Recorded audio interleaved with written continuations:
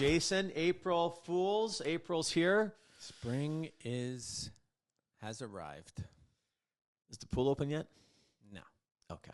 Last podcast I said March 15th, but no. It's not open yet. April 15th. April 15th. For those out there around the world, April 15th, right. Pool party at Jason B. Pollock's house here in St. Catharines. But be a little cold. Yeah, a little chilly still, right? Yeah. A little chilly 60 still. 60 degrees in the pool, but ice bath. It's all good. Exactly. Good for the inflammation, Yes. right? Exactly. Yeah. Us old guys. On today's show, Jay, I want to talk about homes and the real estate market and getting your home ready for sale. And, you know, it's been a really difficult year or so for those trying to sell their homes. Now, if you're selling a home in the Niagara region and your home is between $400,000 to $800,000, $400,000 to $1 million, it's probably selling in a fair, in a decent amount of time. But those homes at a 1.5 range, 1.5, 2 million, 2.5, 3 million, those homes are in a tough place right now. But selling your home is I read somewhere that there was two stressful things in life. One was death, three things. One was death, one was divorce, and one is selling your house. Because you're trying to get that house, you've got to sell your house, he's got to sell his house. There's that whole chain domino reaction.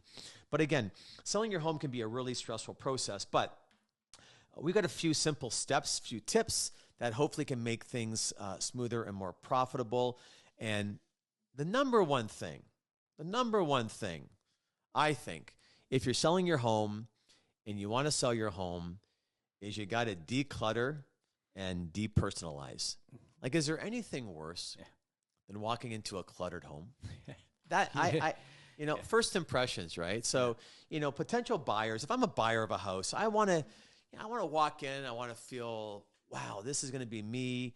Get rid of all the personal items, and they always say, get rid of the family photos, which I don't understand, but I guess they might see the photo on the wall of you and your wife and the kids, and they think, that's their house, it's not our house. But get rid of those things.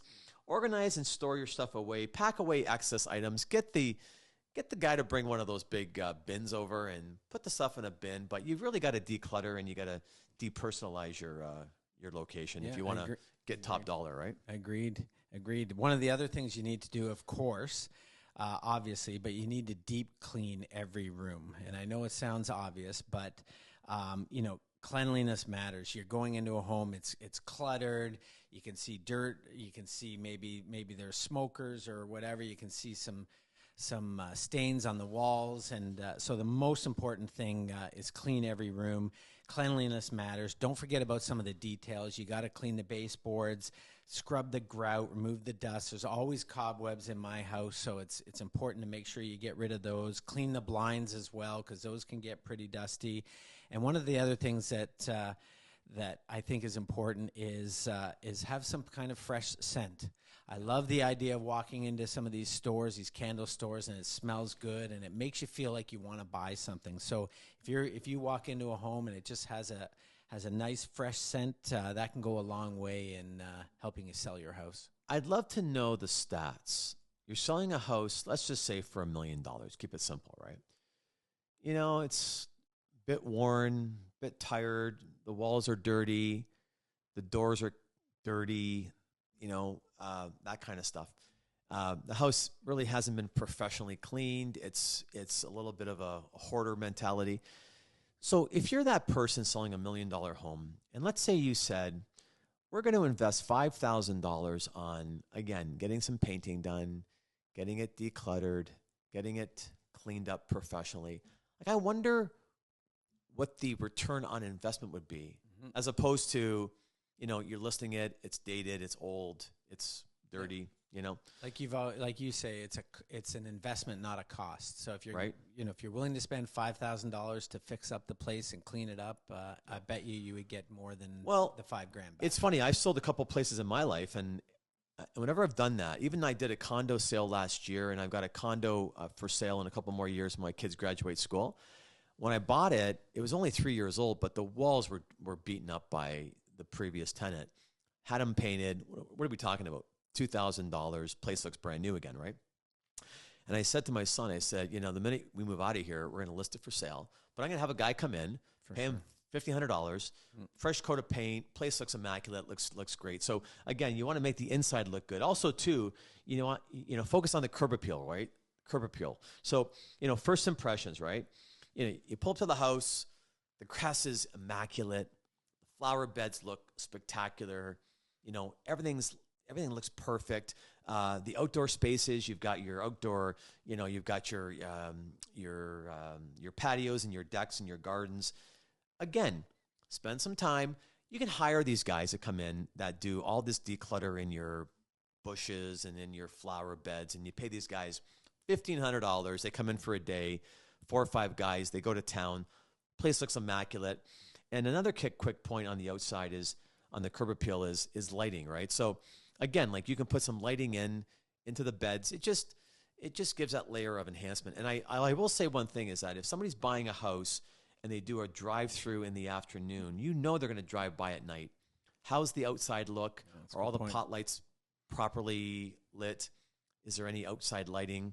Focus on the curb appeal. Yeah, for sure. And one of the things on the inside is, people talk about staging their home. You can get a professional to stage, or you can do it yourself. And if you're doing it yourself and you're trying to stage your home, one of the things to think about is furniture placement. You want to space out and arrange your furniture, make the room look more and feel more spacious and inviting. Possibly talk to a professional stager to get some options. Again, you talk about decluttering if you're staging. Again, you mentioned putting a fresh coat of paint. Dark colors apparently make the room look smaller. So maybe when you're painting, have more neutral colors. Keep it light and simple, so it makes it look a little bit bigger.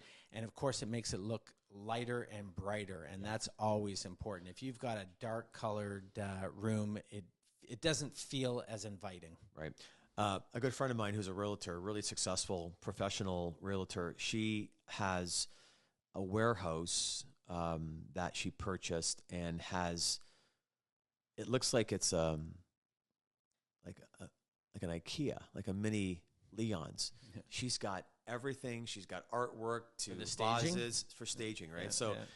Again, I think if you're looking for a good realtor, the question is that, are you a realtor who can come in here and stage for me, right? I mean, that's one question I'd be asking. I mean, unless you're living in a beautiful home that just looks perfect and it was done by a professional, these stagers can really, and it's funny because when we sold a place in Halifax a few years ago, and it was my kid lived there with his buddy, and it was clean, it was nice, but the realtor came in and she staged it, and I was like, this doesn't look anything like the place that the boys were living in, right? So, funny. And again, the staging is what sold it, right? Because it had all the fine tuning, right?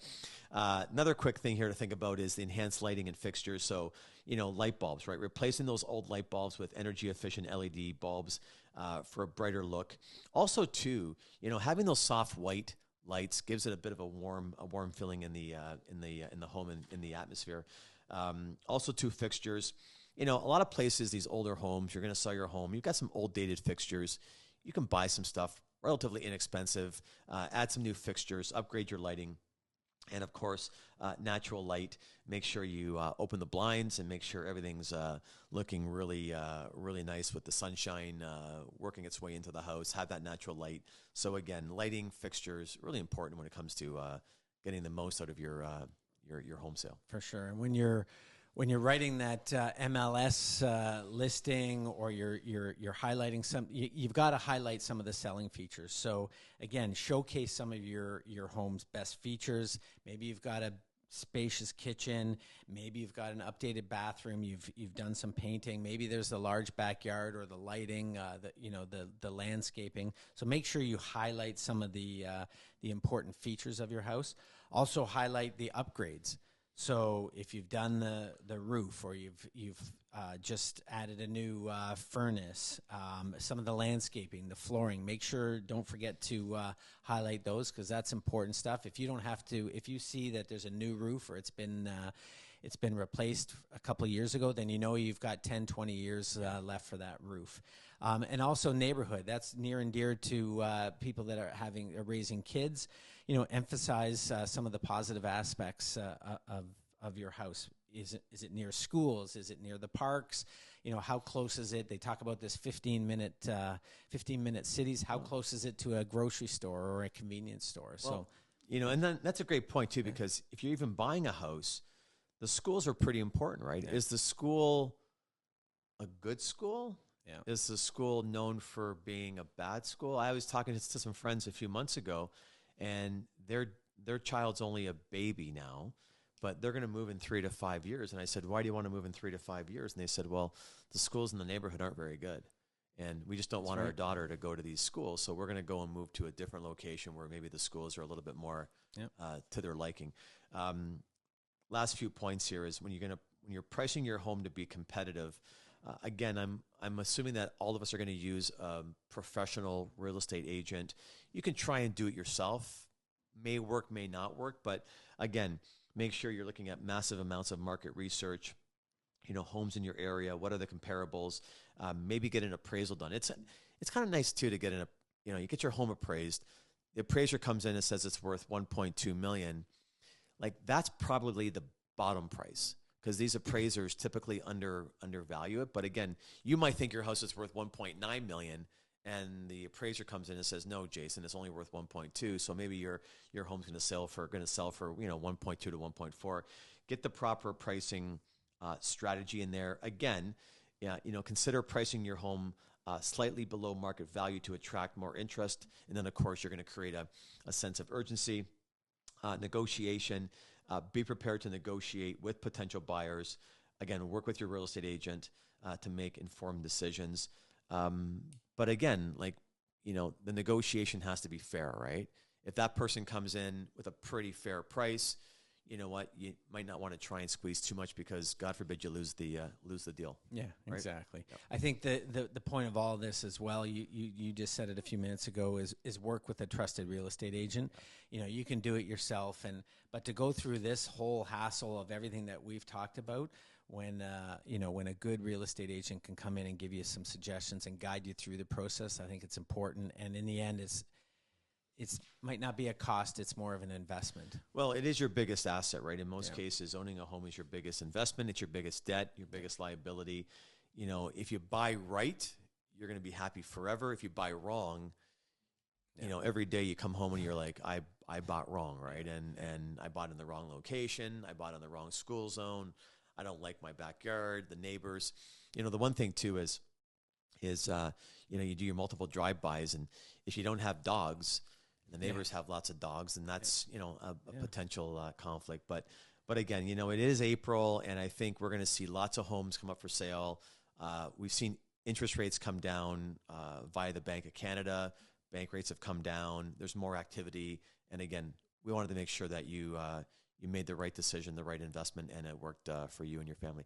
Jason Pollock, again, thanks for coming out here on as always. On a nice April evening. And for those out there, right? For those out there, don't forget, It's Your Wealth. You can pick us up on the YouTube network. We're on Spotify. We're on Apple iTunes. Do you have us on Apple iTunes, by the way? I do. Okay. I absolutely do. Does your wife have us on it? Man, I don't know. Get Nikki to get, yeah. I don't know. I think my wife has us on Apple iTunes. Does she? But, yeah. I said to her, whenever you go to the gym every single day, just listen to one of the podcasts. You'll be so smart financially. I'm just kidding, actually. Yeah. But no, but again, for those out there, thanks for subscribing and thanks for tuning in.